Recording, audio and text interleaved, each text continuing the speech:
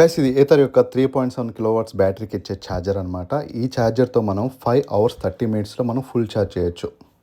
దీని build quality అయితే చాలా బాగుంటుంది, చాలా కంఫర్టబుల్గా ఉంటుంది. పైన ఒక హ్యాండిల్ ఇచ్చారు.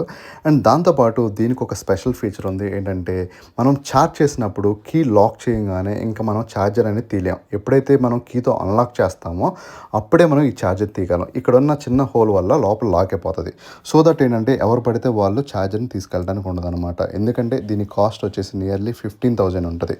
అండ్ దీనికి ఒక బెల్ట్ ఇచ్చారు. ఆ బెల్ట్తో సింపుల్గా ఈ వైర్ మొత్తాన్ని చుట్టేసి హ్యాపీగా లాక్ చేసి మనం సీట్లో పెట్టుకోవచ్చు. కానీ ఈ ఛార్జర్ వల్ల కాకపోయినా కింద ఉన్న డిక్కీ వల్ల ఒక ఇష్యూ ఉంది. కింద డిక్కీ అప్ అండ్ డౌన్ ఉంటుంది కాబట్టి మనం ఇన్ కేస్ ఏదైనా గుంతలు కానీ లేదంటే స్పీడ్ బ్రేకర్స్ దగ్గర వెళ్ళినప్పుడు in case up and down అయితే ఈ ఛార్జర్ ఇన్ కేస్ బ్రేక్ అయితే కనుక మనకి వారంటీ అనేది రాదు.